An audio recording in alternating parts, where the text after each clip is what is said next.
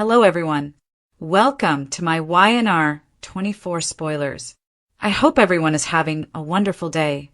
Before we begin, please hit the subscribe button and give this video a thumbs up. Compromising position, wedding decision, loyalty, reward. Spoilers for Friday, October 10's episode of The Young and the Restless hint at some significant upheaval in Genoa City. One outstanding couple receives a reward for their devotion. Another makes a significant wedding decision. And someone is discovered to be in a precarious situation. What can we expect from Friday's performance? It's time to find out. Acknowledged. According to Friday, October 10th spoilers for The Young and the Restless, Chelsea Lawson and Adam Newman will receive rewards for their devotion. Victor Newman will appreciate the work they performed on the Kane Ashby exposé, so he will be providing this. How is the mustache going to recognize efforts? Will they receive a vacation? 2 new cars? He's going shopping? To discover out, fans will need to tune in. Will Nick Newman receive any compensation for his involvement? 2. Sometimes poor Nick is forgotten. The Bug and Rockstar's crucial wedding choice. Fans of YNR may anticipate watching Christine Blair and Danny make a significant decision regarding their wedding across town. Read this. Jill acquires AI software and returns Chancellor to Billy as a peace offering for The Young and the Restless? What might this have to do with? Will they decide to welcome Phyllis Summers because they feel sorry for her? That might be an error. The compromising position of Phyllis Summers. Speaking of Phyllis, Friday spoilers for The Young and the Restless indicate that she will be exposed in a precarious situation. During the Thursday, October 9th episode, Kane called her, so they discuss business or become emotional and engage in something a little more intimate. Furthermore, who will notice Phyllis in her strange state? Is it possible for Lily Winters to interrupt Kane and Red in the middle of their private moment? Kane was quite emotional when he called, and he was still in shock over that Newman media report, so it will be interesting to see what this is all about. Ultimatum, playing on strengths and distress call. Major events in Genoa City are hinted at in The Young and the Restless spoilers for Monday, October 13th. Someone makes a distress call, someone highlights their qualities as an employee, and someone receives an ultimatum. What's on the horizon for Monday's show? It's time to find out. Newman's ultimatum to Victor. According to Monday, October 13th spoilers for The Young and the Restless, Nick Newman will receive an ultimatum from Victor Newman. Nick has been urged to stay in GC due to the Kane Ashby problem and the recent story published by Newman Media, even though he is eager to travel to Los Angeles with Sharon Newman to be with Noah Newman. Will Victor inform Nick that he is cut off from the family if he leaves? Victor feels that everyone must be on deck for this. Read this. What does it mean for Jack Abbott if Peter Bergman from The Young and the Restless joins Apple TV's Pluribus? The SOS of Sharon Newman. In relation to that, Sharon will call in distress. She will phone Nick in a panic because Noah has been in a serious accident. In the YNR promo, Sharon is seen speaking to Nick in a very emotional and upset manner. Nick is probably going to ignore his father's caution and board the next aircraft.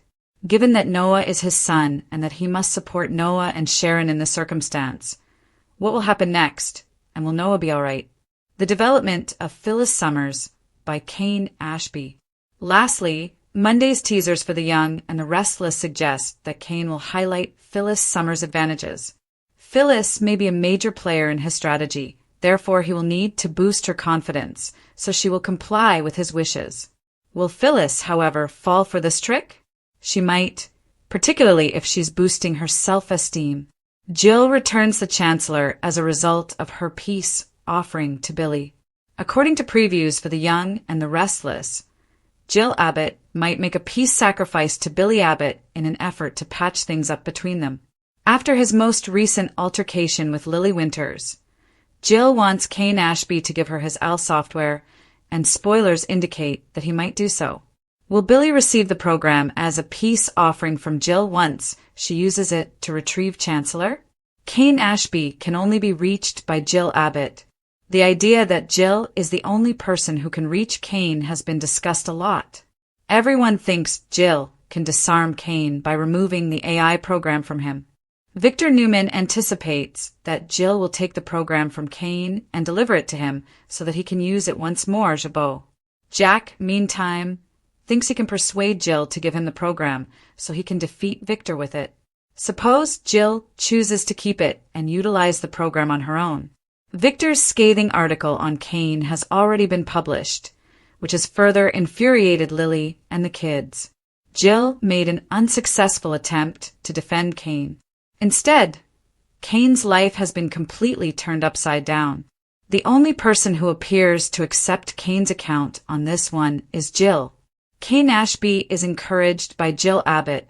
Jill has attempted to convince Kane that in order to communicate with his children, he must act rather than talk. Before leaving him by himself, Jill had done everything she can to hype him up. Additionally, Kane has persuaded Jill to reconcile with Billy and mend her son's relationship. Given his behavior, Jill might conclude that selling Chancellor to Victor was a mistake. Will she bring back Chancellor? Maybe Jill will give Victor the impression that she is going to give him the AI program and then use the program to steal Chancellor from him. If Jill did this, Nikki Newman and Victor would be incensed. But if Jill wants to mend her relationship with Billy, she must take action. Will Jill reclaim Chancellor and give it to Billy the way it should have been in the first place, giving Billy his victory at last? By doing this, Jill might feel justified in light of Victor's consistent treatment of Billy. Will Chancellor's return to its rightful place be aided by the AI program? Will Billy ever be able to forgive his mother for her treatment of Chancellor? If Billy regains control of Chancellor, will he be able to prove himself? Genoa City awakens to another day full of intrigue, plots, and shifting allegiances as the morning light streams through the gleaming windows of Newman Enterprises. Tension and a sense of expectation permeate the air because whenever Victor Newman has a scheme in motion, it always causes tremors that reverberate throughout the city. There is the same sense of suspense at the start of Friday's program. Standing in Victor Newman's opulent office are Chelsea Lawson and Adam Newman, together known as To the Loyal Supporters Who Have Supported Them Through Betrayal, Loss, and Redemption. With that piercing gaze that has undone stronger individuals than the two in front of him, the man known as the Mustache sits back in his chair and evaluates them. In a deep, hidden, and possibly reluctant way, he is pleased by their loyalty. Adam and Chelsea have put in a lot of effort in recent weeks to reveal Kane Ashby's dishonest business practices and his use of dubious AI software that dissolved moral boundaries. Newman Media was the driving force behind the exposé, which was a risky move that might have backfired on them both. But they maintained the line together rather than breaking. For Victor, loyalty is more than just a term. It is the only thing that has real worth in his empire. A rare look of pride flashes across his face as he gives them accolades. In Victor's eyes, they've finally done something right, and Chelsea's heart leaps with relief. But Adam is more difficult to placate.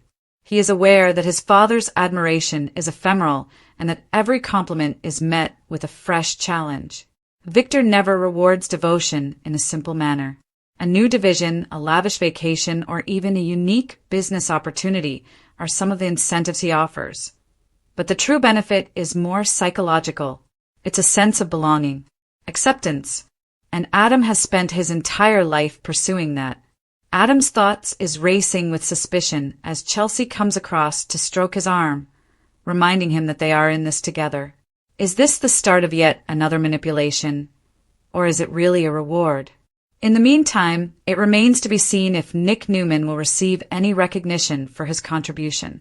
Once more, Nick is marginalized and his brother takes center stage.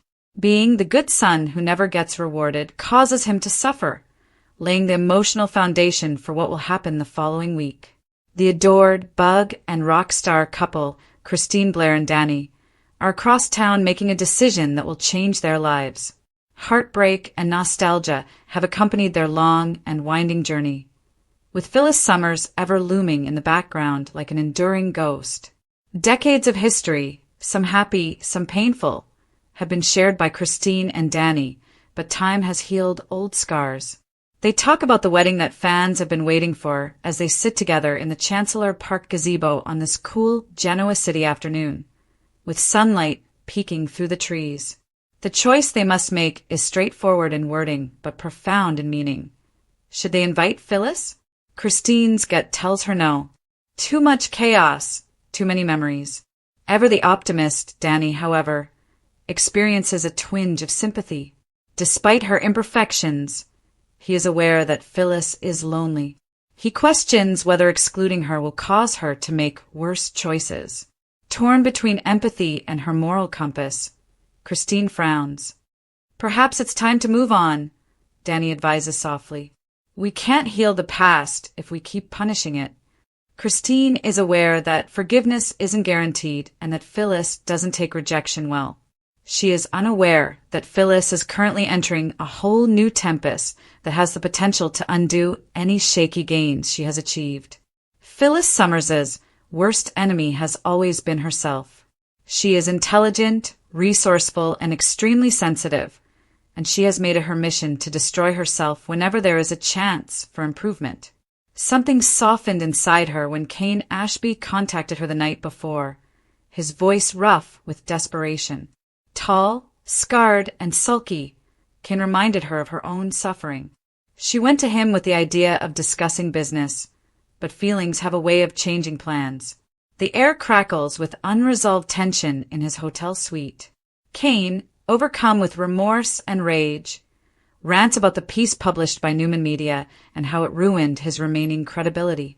With her own loneliness matching his, Phyllis listens, drawn to his sensitivity.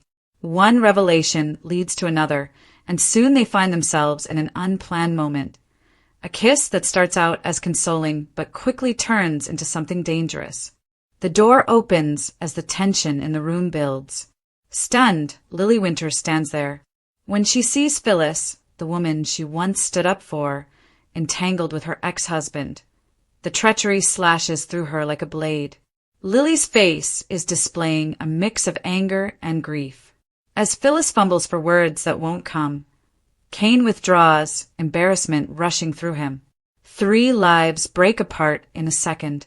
By evening, the compromising position is the talk of Genoa City, and Phyllis's name is once more brought up in the muck.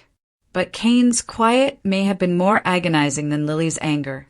He doesn't stand up for Phyllis, and his silence says a lot. Ultimatum, playing on strengths and distress call. The Newman family is once again in danger of disintegrating at the beginning of Monday's episode. Control is what Victor Newman feeds on, and he tightens his hold on it when it is threatened, even by his own kids. Victor calls Nick Newman into his office, setting the scenario for the conflict between independence, family responsibilities, and loyalty. The ultimatum that will define their relationship is delivered in a cold, purposeful, and authoritative voice. Stay in Genoa City and support your family, or move to Los Angeles and be cut off from everything Newman. Nick's expression hardens. He is caught between his heart and his responsibilities. He hears Sharon say they must be there for their son, Noah, who is struggling. However, Victor, who has always been the patriarch, does not consider emotional duty to be a valid priority. The terrifying scene serves as a reminder to viewers that love in the Newman family always has a cost. You leave now, he threatens, and you do it without my support. In the meantime, the plot of Sharon Newman's novel is developing far away, filled with passion and anxiety. She gets a call from a hospital in California informing her that Noah was involved in an accident. She calls Nick furiously as the earth wobbles beneath her feet. You can hear the anguish in her voice as her words come out, broken by tears. Their link is immediately rekindled by Sharon's dread. Nick, it's Noah, he's hurt, they don't know how bad. Nick's protective instincts take over, and whatever tension that may have existed between them is forgotten. Disregarding his father's cautions, he takes his keys and makes his way to the airport. It's one of those classic Y&R scenes that reminds viewers why Nick and Sharon will always be connected. No matter who they love or how much time passes, a crisis always reconciles them. Another storm is brewing back in Genoa City as Kane Ashby continues to manipulate Phyllis Summers. Phyllis feels terrible but oddly energized after their torrid session. She is drawn to Kane's dark magnetism for some reason. He starts to take advantage of it, since he is aware of it. As his reputation deteriorates, Kane recognizes that Phyllis's astute economic acumen may be able to assist him get back on track. He therefore switches up his strategies, including psychological persuasion, empowerment, and flattery. He begins to tell her everything she has been clamoring for. As he observes her response, he continues with ease. Phyllis, you're the only one who sees things clearly. You are underestimated by everyone else. They treat you as though you are disposable, despite the fact that you are great. I don't. It's a classic Kane tactic. Elevate her, give her a sense of importance, and then use her for his own ends. Clinging to the validation, Phyllis is still emotionally raw from being discovered by Lily. In order to avoid falling into another trap, she tells herself that she is assisting Kane as a business partner. The audience is aware of this, though. Kane's plan is personal as well as professional. He needs Phyllis to carry out a plan that would reverse Victor's fortunes and give him back some of his authority. Phyllis is going to be a piece in a much larger game, whether she knows it or not. Billy's peace offering from Jill returns the Chancellor. By the middle of the week, the attention turns to Jill Abbott, a woman who has outlasted practically every corporate conflict Genoa City has witnessed, buried competitors, and built empires. Her devotion to her family and the practical wit that made her a legend are at odds. Her most recent dilemma? Kane's scandal revolved upon AI software. Everyone wants it, including Kane for atonement, Jack for leverage, and Victor for power. Jill, however, is not a puppet. This peace offering, which is the main concept of the script, is about more than just power and property. It's about mending the scars left by generations. Jill and her son Billy have never had a harmonious connection. Pride entangled with regret, love mingled with anger. She is aware that when she sold Chancellor to Victor, she had harmed him. Their family ties as well as their work relationship were shattered by that choice. She has been plagued by witnessing Billy's spiral, defiant yet self-destructive. She now sees an opportunity to put things right. Although Jill is aware that Kane's AI technology might be harmful if misused, it is also essential for re-establishing equilibrium. She can use it to take back Chancellor from Victor if she can persuade Kane to give it up, whether by remorse, emotional pressure, or other means. The thought spreads like wildfire throughout her thoughts. Redemption through restitution is what she envisions, giving Billy the deed back and telling him, "It's yours as it should have been." Naturally, nothing that occurs in Genoa City is clean. Victor, who is always one step ahead, has suspicions about her motivations. He puts pressure on her, demanding that she provide him the program. Ever the opportunist, Jack entices her with the prospect of a partnership, using the software to permanently destroy Victor. Jill is torn between two titans and must choose between them. However, Jill's emotional journey is what gives this narrative its force. She considers her past, including her ascent from nothing, her ongoing struggle for respect in a world dominated by men, and her mistakes as a mother. She comes to the realization that, despite her financial savvy, she has never been able to make peace with her own family. Broken and alone, Kane confides in her. Her tone softens as she listens. She assures him that you can still make things right, Kane, but not by going to war with everyone. It must be earned. She echoes the counsel she wishes she had given Billy years ago when she says, "Prove it with your actions." Jill pays Billy a visit in one of the plot's most poignant moments. You can feel the tension between them. Promises of reconciliation have burned him too many times, so he is cautious. Jill swallows her pride and acknowledges her error. "I was really protecting myself, but I thought I was protecting the company," she says softly. "I had no faith in you. I should have." Ever sentimental, Billy softens for a second, but he doesn't give her a pass. Mom, once you've caused harm, you always apologize. This time, what's different? After inhaling deeply, Jill explains her strategy to take back Chancellor from Victor and return it to him. Billy's skepticism gives way to cautious optimism. Would you do that? He inquires. For me? It's a rare moment of vulnerability that reminds fans why Jill is still such a powerful character. Ambitious, yes, but capable of tremendous heart when it matters most. She nods, her voice breaking. For us. Kane is up against his guilt, Billy is up against his trust difficulties, and Jill is up against Victor on the chessboard. Jill's endeavor to bring about peace will undoubtedly result in an earthquake in Genoa City, whether she is successful or not. She will reclaim Chancellor and possibly repair her relationship with Billy if she outsmarts Victor. She runs the risk of losing everything again if she fails. However, the excitement of the young and the restless lies in the fact that triumph and failure frequently occur simultaneously. Foreshadowing and culmination. Genoa City feels more alive and more broken than ever by the end of these arcs. Like a perfect storm, each plotline feeds into the one behind it. Kane's tenuous partnership with Jill starts at the same time that Phyllis's scandal with him threatens to blow up in the public eye. Even as Victor's ultimatum looms over them, Sharon's distress call brings her and Nick back together, rekindling their past affections. Additionally, Jill is up against the most powerful guy in town as a result of her gamble to regain Chancellor. Throughout the story, themes of self-worth, devotion, and redemption converge. Adam and Chelsea's devotion is rewarded, but at what price? When Christine and Danny decide to be married, they are forced to confront their history. In addition to damaging her reputation, Phyllis's compromising position exposes her emotional weakness. The enduring father-son conflict that characterizes the Newman dynasty is redefined by Nick's disobedience of Victor.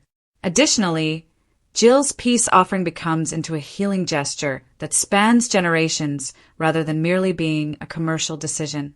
The camera sweeps across Genoa City at dusk as the week draws to a close, the skyline shimmering and mysteries hiding behind each glass. As Victor looks out of his office, he senses an uncontrollable storm. With resolve in her eyes, Jill examines a picture of Billy. At the hospital bedside of Noah, Sharon holds on to hope. And Phyllis, by herself in her apartment, whispers to herself as she looks into the mirror, "What have I done?" Genoa City's emotions are once more enmeshed in the unrelenting wave of love, devotion, and treachery as the pieces are moving and the alliances are changing.